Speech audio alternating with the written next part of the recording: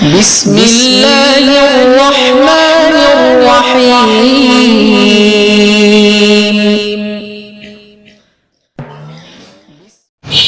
الحمد لله نحمده ونستعينه ونستغفره ونؤمن به ونتوكل عليه ونعوذ بالله من شرور أنفسنا من يهد الله فلا مضل له ومن يضلله فلا هادي له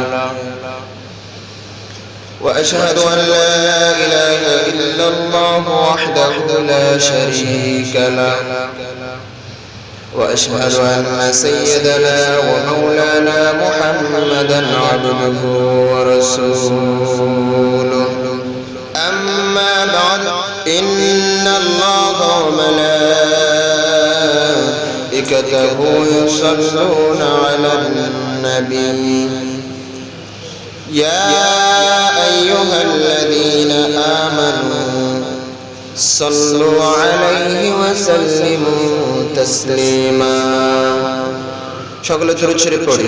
আল্লাহুম্মা সাল্লি আলা সাইয়্যিদিনা ওয়া নাবিয়িনা ওয়া শাফিয়িনা ওয়া হাবিবানা ওয়া মাওলানা মুহাম্মাদ সাল্লাল্লাহু আলাইহি ওয়া আলা আলিহি وأصحابه وبارك وسلم.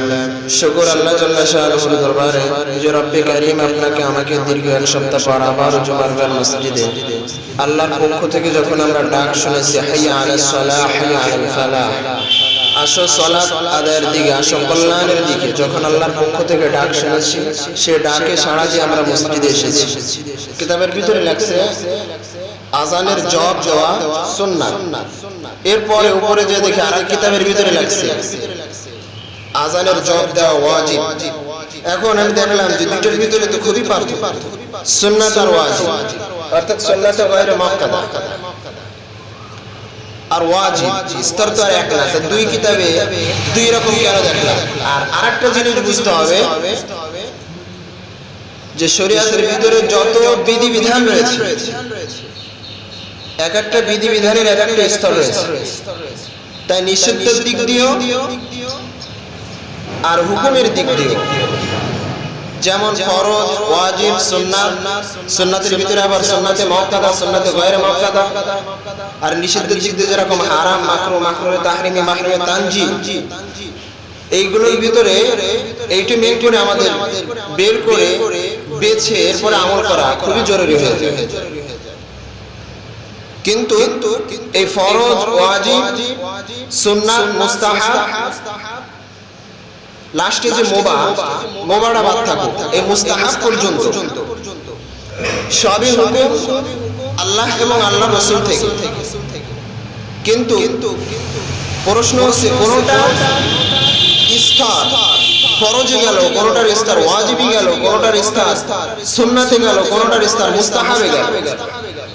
অথচ এমন নয় যে মুস্তাহাব সাহাবীরা হুকুম দিয়েছে এজন্য, এমন নয় যে মুস্তাহাব তাবে তাবেঈন হুকুম দিয়েছে এজন্য যে মুস্তাহাব আদায় করলে সওয়াব আছে, না আদায় করলে গুনাহ নাই। বরঞ্চ সবই আল্লাহ এবং আল্লাহর রাসূল থেকে শরীয়তের বিধিবিধান এসেছে। কিন্তু এর বিধান কেন এমন হবে এটা বোঝার জন্য যদি আপনাদের একটা উদাহরণ দিয়ে বোঝাই, যে মা হঠাৎ করে অসুস্থ হয়ে যাওয়ার পরে বাপ সন্তানকে ডাক দিয়েছে দ্রুত এদিকে। সন্তান বাবার কাছে আসছে, আসার পর বাবা বলতেছে যে তোর মার যে অবস্থা, দ্রুত বাজারে যায় ঔষধ নিয়ে আসবি, দ্রুত বাজারে যায় তোর মার জন্য ঔষধ নিয়ে আসবি। তো যাওয়ার সময় বলতেছে যেহেতু তোর মার জন্য ঔষধ নিয়ে আসতেছি, তো বাড়ি তো কিছু নাই, তো আসার সময় তুই 1 কেজি ডাল কিনে নিয়ে আসিস বা আধা কেজি ডাল কিনে নিয়ে আসিস। হুকুম কিন্তু দুটোটাই বাবা করছে, তোর মার জন্য ওষুধ কিনে নিয়ে আয় এটাও বাবার হুকুম, আর বাজারে যায় ডাল কেনা এটাও কিন্তু বাবার হুকুম। আরেকটু আসেন, এরপরে টাকা যে সময় সন্তানের হাতে দিতেছে তখন বলতেছে যে এই জায়গা থেকে 2-5 টাকা থাইকে যাইতে পারে, তবে এটা থাকলে তুই খাস, কিছু কিনে কেটে খাস। হুকুম কিন্তু তিনটা হয়ে গেছে, তিনটাই কিন্তু বাবার হুকুম। এখন বলেন, তিন হুকুমের স্তর কি একরকম হলো? তিন হুকুমের স্তর একরকম হয়ে যায়, কিন্তু বাবাই হুকুম করেছে। ওই সন্তান যদি এখন বাজারে যায়, খালি ডাল কিনে নিয়ে বাড়ি আসলে কিন্তু বাবা পিটায়। কারণ মেন করে লক্ষ্য এবং উদ্দেশ্য হচ্ছে তোর মার জন্য ওষুধ কিনা, তুই মেনটা বাদ দিয়েছিস, তুই 9 কোটা ডাল কিনে নিয়ে আসিস। এখন সন্তান যদি মনে করে যে এটাও তো বাবার হুকুম, কিন্তু ওই সন্তান যদি শুধুমাত্র ওষুধ কিনে নিয়ে বাড়ি আসতো, ডাল যদি না কিনে নিয়ে আসতো, তারপরও বাবা এতটুকু রাগান্বিত হতেন না যতটুকু রাগান্বিত খালি ডাল কিনে নিয়ে এসে ওষুধ কিনে নিয়ে আসেন। ঠিক তদরূপ প্রত্যেকটা হুকুম আল্লাহ এবং রাসূল থেকে এসেছে, কিন্তু হুকুমের স্তর এমনই। আর এই স্তর বোঝার জন্য মুফাসসিরিন ইকরাম সাহাবা রাদিয়াল্লাহু তাআলা স্তর বুঝাইছে যে হুকুমের ধারাগুলো কেমন। বলে যে হুকুমের ধারা দেখে বের করা হয়েছে যে কঠোর হুকুম করেছে যে পড়তেই হবে, কাজে এটা ফরজ। এরপরের স্তর ওয়াজিবই গেছে, যখন দেখছে যে তারপরে যে ধাপটা আসছে সেটা হচ্ছে ওয়াজিব, তারপরে যেটা সেটা হচ্ছে সুন্নাত, তারপরে যেটা সেটা হচ্ছে মুস্তাহাব। এই ধারাতে পর্যন্ত এসেছে। এইভাবেই সুন্নাত, ওয়াজিব, ফরজ এসেছে।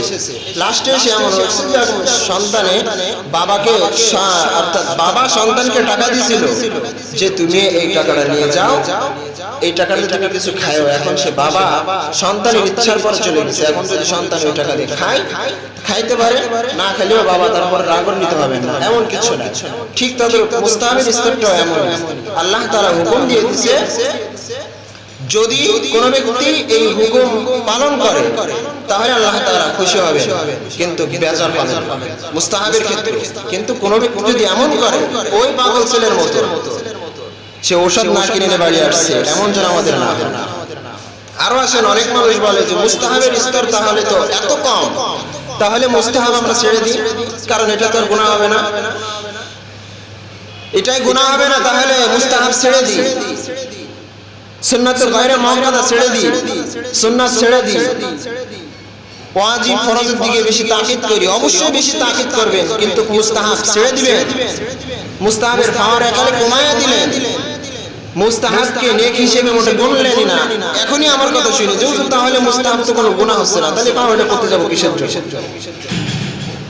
এখন দেখেন, আপনি বাজারে গেছেন, বাজার থেকে আপনি 500 টাকা দিয়ে একটা মাছ কিনেছেন আপনার পরিবারের জন্য। 500 টাকা দিয়ে মাছ কেনার পরে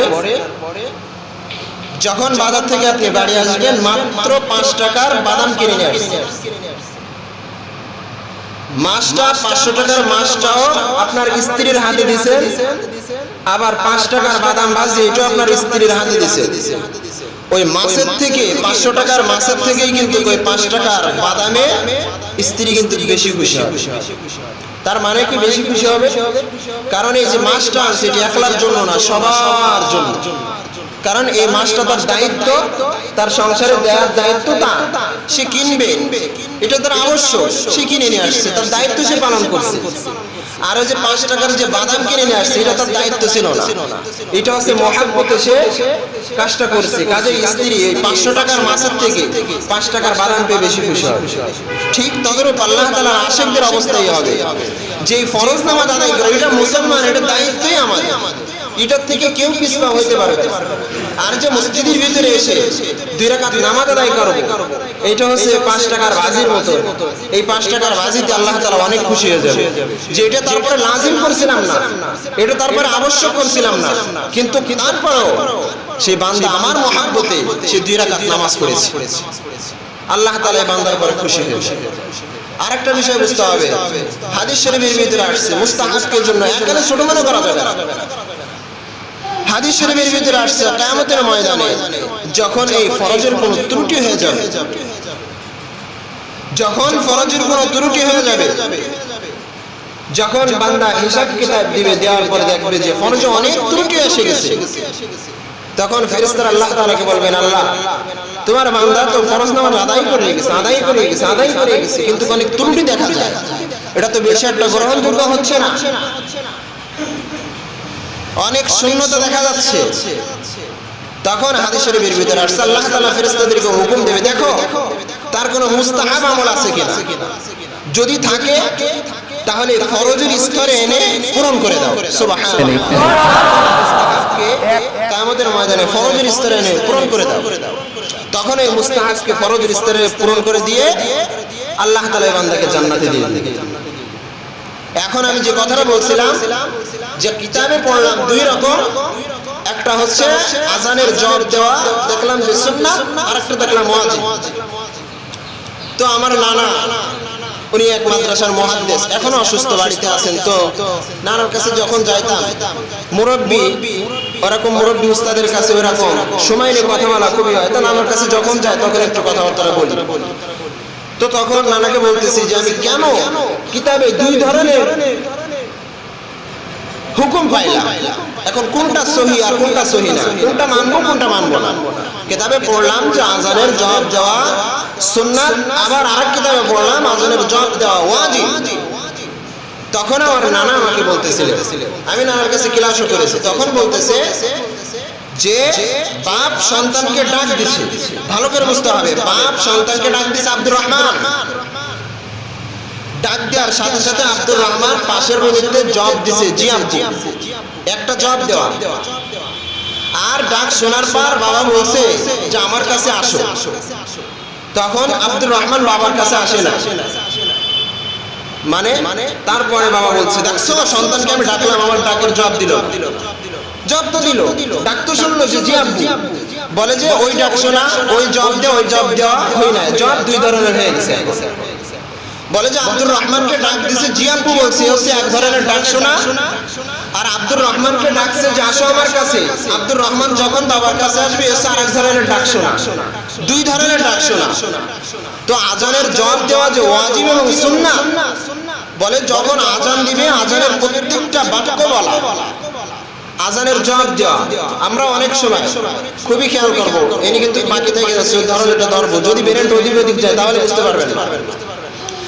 আমরা অনেক সময় আজান দেওয়ার সময় দুনিয়াবি কথাবার্তা বলতে থাকি, ফাহিশা কথা বলতে থাকি, বেহুদা কথা বলতে থাকি, মানে এমনকি মসজিদের বাইরে তো দূরের কথা, মসজিদের ভিতরে আজান চলছে তারপরও আমরা এই দুনিয়াবি কথা বলতে থাকি। অথচ হাদিস শরীফের ভিতরে আসছে যে যে আজান দেয় মুয়াজ্জিন তার ফাজাইল অনেক অনেক হাদিসে বর্ণনা করা হয়েছে যে কিয়ামতের ময়দানে তার গর্দান উপরে থাকবে, তার মাথা উঁচু হয়ে যাবে। এখন প্রশ্ন আসলে যে ইয়া রাসূলুল্লাহ হাবিবাল্লাহ, সকলে তো আর আজান দিতে পারবে না, মসজিদ ভরাই মুসাল্লি। কারণ সাহাবীরা যখনই কোনো ফাজাইলের কথা শুনতেন, আপনার আমার মত এই জুমার দিন বর্ণনা করতেছি, এরপরেও দেখবেন অনেক মানুষ, এত বড় গুনাহের কথা বলি তারপরে অনেক মানুষ আমল করে, এত বড় সাহাবীর কথা বলি তারপরে আমলের ভিতরে আনে না।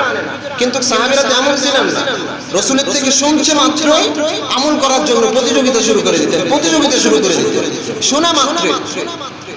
আমরা তো আগ্রহীর সাথে যে বলি এই মসজিদে নামাজের জন্য আসছি, দুই পাঁচটা কথা বলবো, এই শুনতেছি, তারপরে আমরা আমলের নিয়তে শ্রবণ করি না। কিন্তু সাহাবীরা তো পাগল করা হয়ে যায়। তো যখন শুনলেন যে আজান দিলে তার গর্দান উপরে থাকবে, এত সাহাবের অধিকারী হবে, সকল পাগল করা হয়ে যেত যে কিভাবে কে আজান দেয়। ইয়া রাসূলুল্লাহ, তা মসজিদ ভরা মুসাল্লি কে আজান দিবে? তাহলে এত বড় ফাজিল থেকে আমরা কি মাহরুম হয়ে যাব? আল্লাহর রাসূল বলেন না, যখন মুয়াজ্জিন সে আজান দিবে ওই আজানের সাথে সাথে বাক্যটাও যদি তুমি সাথে সাথে বলো, তাহলে মুয়াজ্জিনের যে ফাজিল আল্লাহ তাআলা তোমাকেও সেই ফাজিল দান করবে। সুবহানাল্লাহ।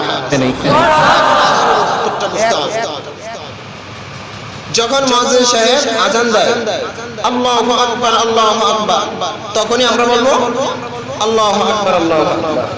যখন বলবে আশহাদু আল্লা ইলাহা ইল্লাল্লাহ, তখনই আমরা বলবো আশহাদু আল্লা ইলাহা ইল্লাল্লাহ। যখনই মুয়াজ্জিন সাহেব বলবে আশহাদু আন্না মুহাম্মাদুর রাসূলুল্লাহ, এখন এই জায়গাটা নিয়ে হচ্ছে ইখতিলাফ। মানে কোন আলেম বলতেছে মুহাম্মদ সাল্লাল্লাহু আলাইহি সাল্লামের নাম আসছে, তাহলে খালি দুরূদ পড়ব সাল্লাল্লাহু আলাইহি সাল্লাম।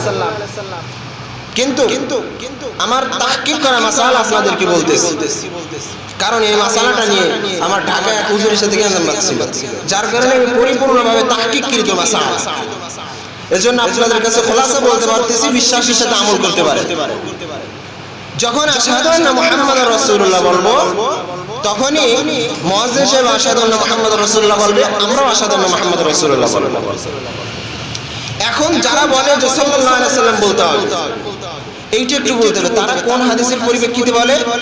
যে হুজুর সাল্লাল্লাহু আলাইহি সাল্লাম বলেছে, যে ব্যক্তি আমার নাম জবান থেকে নেয় এবং যে ব্যক্তি শোনে, উভয়ের জন্য দুরূদ শরীফ পাঠ করা ওয়াজিব। এই হাদিস দ্বারা যদি এই জায়গায় দলিল দেওয়া হয়, তাহলে আমি বলবো যে আযান দিছে তার তো সাল্লাল্লাহু আলাইহি সাল্লাম ওই জায়গায় বলা না। অনেক মানুষ বোঝে না, কারণ এই হাদিস দ্বারা যদি ওই দলিল দেওয়া হয় যে রাসূল করিম সাল্লাল্লাহু আলাইহি সাল্লাম বলেছে যে মুহাম্মদ সাল্লাল্লাহু আলাইহি সাল্লামের নাম নিলে দুরূদ পাঠ করা লাগবে, তাহলে যে ব্যক্তি আযান দিচ্ছে ওই ব্যক্তিরও দুরূদ পাঠ করা লাগবে, খালি শ্রোতাদের দুরূদ পাঠ করা লাগবে এমন হাদিস তো আর নাই। দ্বিতীয় কথা হচ্ছে এই জায়গায় গ্রহণযোগ্য নয়। আমরা দুরূদ শরীফের ভিতরে, কোরআন শরীফের ভিতরে, অনেক দোয়া দুরূদের ভিতরে এই মুহাম্মদ পাঠ করে থাকি, কিন্তু এই ক্ষেত্রে কিন্তু সাল্লাল্লাহু আলাইহি সাল্লাম বলা লাগে না। তারপরও যখন আযানের সময় আশহাদু আন্না মুহাম্মাদুর রাসূলুল্লাহ বলবো, দুইবার বলার পর আযান শেষ হয়ে যাওয়ার পরে এরপরে আমরা এমনও হইতে পারে যে আযানের দোয়ার আগে আমরা সাল্লাল্লাহু আলাইহি ওয়াসাল্লাম পাঠ করে এরপরে আমরা আযানের দোয়া পড়ব। আল্লাহুম্মা রাব্বা হাযিহি আদ-দাওয়াতি তাম্মাস সালাতু কায়িমা আতি মুহাম্মাদান ওয়াসিলাতা ওয়াল ফাযিলা, বিভিন্ন রাতে বিভিন্ন রকম আসছে। তো যাই হোক, যখন হাইয়া আলাস সালাহ আমরা শুনবো তখন বলবো লা হাওলা ওয়ালা কুওয়াতা ইল্লা বিল্লাহ। যখন হাইয়া আলাল ফালাহ শুনবো তখনও লা হাওলা ওয়ালা কুওয়াতা ইল্লা। এইভাবে আযানের জবটা দিব। এই হচ্ছে এক ধরনের আযানের জব। বিশেষভাবে লক্ষ্য রাখবেন, বিশেষভাবে লক্ষ্য রাখবেন। আপনারা অনেকে আমল করেন না। আসলে আমি তো আমার নিজের থেকে বানায় বলি না, আমার নিজের থেকে কোনো হাদিস বা কোনো কথা বানায় বলি না, নবী করিম সাল্লাল্লাহু আলাইহি সাল্লামের কথা আপনাদের শোনায়, তারপরও কেন আমল করেন না? এটা হচ্ছে খুব দুঃখ লাগে। মেন করে আমি আগে একদিন বলেছি, এখনো বলতেছি যে আমি একটা হাদিস আপনাদেরকে এই কথার পরিপ্রেক্ষিতে আসতেছে এজন্য বলতেছি। আপনাদের একটা হাদিস আমি আপনাদেরকে শোনাইছিলাম, সে হাদিসটা হলো যখন মসজিদের মধ্যে কোনো ব্যক্তি এসে দুনিয়াবি কোনো কথা বলে, তখন আল্লাহ তাআলা কিছু সংখ্যক ফেরেশতারা তাকে বলে যে আল্লাহ তাআলার বান্দা, মসজিদ ইবাদতের জায়গা, তুমি চুপ করো, দুনিয়াবি কোনো কথা বলে না। তারপরও যখন সে আল্লাহ পাকের বান্দা মসজিদে দুনিয়াবি কথা বন্ধ না করে, দ্বিতীয়বার বলে আল্লাহ তাআলার বান্দা, মসজিদের মধ্যে দুনিয়াবি কোনো কথা বলে না, চুপ করো, এটা ইবাদতের জায়গা। তৃতীয়বারে আর আল্লাহ তাআলার বান্দা বলে না, বলে যে আল্লাহ তাআলার দুশমন, তুই মসজিদ থেকে বের হয়ে যা, তোর লাগি মসজিদ না। এত মারাত্মক একটা হাদিস আপনাদের শোনানোর পরেও আমি দেখি অনেকে মসজিদের মধ্যে এসে দুনিয়াবি কথা শুরু করে। ওইটা যাক। আর দ্বিতীয় আরেকটা হাদিসের পরিপ্রেক্ষিতে আমি আপনাদের বলেছি যে মসজিদের মধ্যে নামাজ পড়তে এসে যদি ওযু সহকারে শুধুমাত্র যদি বসে থাকেন, কোনো তাসবিহ তাহলিল পাঠ করাও লাগবে না, তারপরও নামাজের সওয়াব আল্লাহ তাআলা আপনাদের দান করবেন। সুবহানাল্লাহ। আর আরেকটা কথা বলেছি, যদি আপনারা এভাবে বিশৃঙ্খলা করে, আমার রুমে একটা লোক গেছে, বাইরের মেহমান, যায় এই হাদিসটা বিকাল আমাকে শোনাইতেছে, হুজুর আমি তাবলীগে গেছিলাম, সাধারণ পাবলিক, মনে কিছু করবেন না, আমি সাল্লাতে এইভাবে হয়তো 2-3 সপ্তাহ আগে আমার একজন গেছে, একটা মেহমান, এইভাবে যে আমাকে বলতেছে। তো আমি তখন বলতেছি যে আমি এই কথাটা গত জুমায় বলেছি, এই হাদিসটা গত জুমায় শোনা আছে, আমি চেষ্টায় আছি যেন এনারা না কথা বলে। বলতেছে হয়তো বা সেই জুমায় এই সমস্ত মুসাল্লি ছিল না, যার কারণে মনে আমল করি না। তো আমাকেও লজ্জায় ফেলাবেন না, আপনারা তো নিজেই গুনাহগার হচ্ছেন। তারপরে একটা লোক আসলে মনে করে যে হুজুর মনে হয় কিছু শিক্ষা দেয় না, হুজুরই মনে হয় সর্বপ্রথম হুজুরকে গালি দেয়, এজন্য আমাকে গালির ভিতরে ফেলাইবে। আমি আগেও বলেছি, এখন কিন্তু সেই গ্রাম অঞ্চল না, একটু গ্রাম অঞ্চল না। আর দ্বিতীয় হচ্ছে বাইরে থেকে অনেক মেহমানরা আসে, বাইরের লোক আসে, এই পরিবেশ আর রাখা যাবে না। তো চলে যাই ফিচের কথা। আযানের জবাব দুই ধরনের। এক ধরনের আপনাদেরকে শিখাইছি আযানের বাক্যের সাথে বাক্য বলা, এইটা হচ্ছে সুন্নাত। এই জবাব দেওয়া এটা হচ্ছে সুন্নাত। কিতাবের ভিতরে এই জবাবের কথা আসছে যে আযানের জবাব দেওয়া সুন্নাত। দ্বিতীয় যে আযানের জবাব দেওয়া ওয়াজিব, সেটা হচ্ছে প্রত্যেক পুরুষের মসজিদে এসে নামাজ আদায় করা, এই জবাব দেওয়া, এটা হচ্ছে ওয়াজিব। আমি আশা করি জ্ঞানী বন্ধুরা সকলে বুঝেছেন যে আযানের জবাব যে দুই ধরনের বলেছি, একটা হচ্ছে বাক্যের সাথে বাক্য বলা, মুখ দ্বারা জবাব দেওয়া, এই জবাব দেওয়া হচ্ছে সুন্নাত। আরেকটা হচ্ছে আযান শোনার সাথে দুনিয়াবি কাজ ফেলিয়ে মসজিদে এসে জবাব দেওয়া, এটা হচ্ছে ওয়াজিব। ওই সেই ছেলের মতন যে বাপ ছেলেকে ডাক দিছে, আব্দুর রহমান ডাক শুনেছে, যখন বাপ বলেছে আমার কাছে আসো, কিন্তু আসে নাই, পুরোপুরি ডাক শোনা হয় না, অবিকল। এটাই এইভাবে হইতে পারে। তো আসেন, আমি যে আলোচনাটা করছিলাম সে আলোচনার ভিতরে আমি যাই। আমরা এক মোবারক মাস সামনে রেখে আমরা কিছু আলোচনা ধারাবাহিকভাবে করবো ইনশাআল্লাহ, যদি আল্লাহ তাআলা তৌফিক দান করে। আর একটা মাসালা এসে গেল, এই জন্য না বললে না, যেহেতু দুরূদের মাসালা যেটা বলেছি সেটা হচ্ছে যে নবী করিম সাল্লাল্লাহু আলাইহি ওয়াসাল্লামের দুরূদ পড়লে, দুরূদ পাঠ করলে আর দুরূদ শুনলে, মুহাম্মদ নাম শুনলে, হুজুর সাল্লাল্লাহু আলাইহি ওয়াসাল্লামের নাম শুনলে দুরূদ পাঠ করা লাগবে, এটা হচ্ছে ওয়াজিব। কিন্তু এখন প্রশ্ন হচ্ছে যে একটা মাহফিলে, একটা মজলিসে হাজারো বার, শতবার মুহাম্মদ সাল্লাল্লাহু আলাইহি ওয়াসাল্লামের নাম নেওয়া লাগে। খালি যে ব্যক্তি বলে এই ব্যক্তি নয়, অনেক শ্রোতারা শুনে মুহাম্মদ সাল্লাল্লাহু আলাইহি ওয়াসাল্লাম। তো এখন তাহলে ওয়াজিব মানে কি? ওয়াজিব মানে তো ওয়াজিব তরফে গেলে অনেক বড় গুনাহগার হয়ে যাবে। তাহলে একটা মজলিসে বারংবার হুজুর সাল্লাল্লাহু আলাইহি ওয়াসাল্লামের নাম শুনলে বা পাঠ করলে কি দুরূদ পাঠ করা লাগবে? এই মাসালাটা ক্লিয়ার ভাবে শুনে নেন। একটা মজলিসে খোলাসাভাবে একসাথে বসে যদি হুজুর সাল্লাল্লাহু আলাইহি ওয়াসাল্লামের নাম একাল নিতে থাকে, তাহলে একবার বলা ওয়াজিব হবে। আর যদি বারংবার নেওয়া হয়, প্রত্যেকবার বলা মুস্তাহাব, অর্থাৎ বললে সওয়াবের অধিকারী হবে, সওয়াব পাবে, কিন্তু না বললে আর গুনাহগার হবে। আবার বলছি, এক মজলিসে যদি বারংবার হুজুর সাল্লাল্লাহু আলাইহি ওয়াসাল্লামের নাম নেওয়া হয়, ওই হাদিস অনুযায়ী, ওই হাদিস তো আর জাল বা জয়ীফ না, সহিহ, ওই হাদিস অনুযায়ী হুজুর সাল্লাল্লাহু আলাইহি ওয়াসাল্লামের নাম নিলেই বা শুনলেই দুরূদ পাঠ করা ওয়াজিব। কাজেই যখন হুজুর সাল্লাল্লাহু আলাইহি ওয়াসাল্লামের নাম শুনবো, যে ব্যক্তি বলবে, বলনেওয়ালা এবং শুননেওয়ালা সকলেরই সাল্লাল্লাহু আলাইহি ওয়াসাল্লাম দুরূদ পাঠ করতে হবে। কম হলেও একবার পাঠ করা ওয়াজিব। যদি কোনো মজলিসে একবারও যদি আমরা না পাঠ করি, তাহলে একটা ওয়াজিবের গুনাহগার হয়ে যাব, ওয়াজিব তরকের গুনাহগার আমরা হয়ে যাব। আর যদি বারংবার হুজুর সাল্লাল্লাহু আলাইহি ওয়াসাল্লামের নাম শুনলে শ্রোতা সহ বক্তারা যদি বলে, তাহলে সে অনেক সওয়াবের অধিকারী।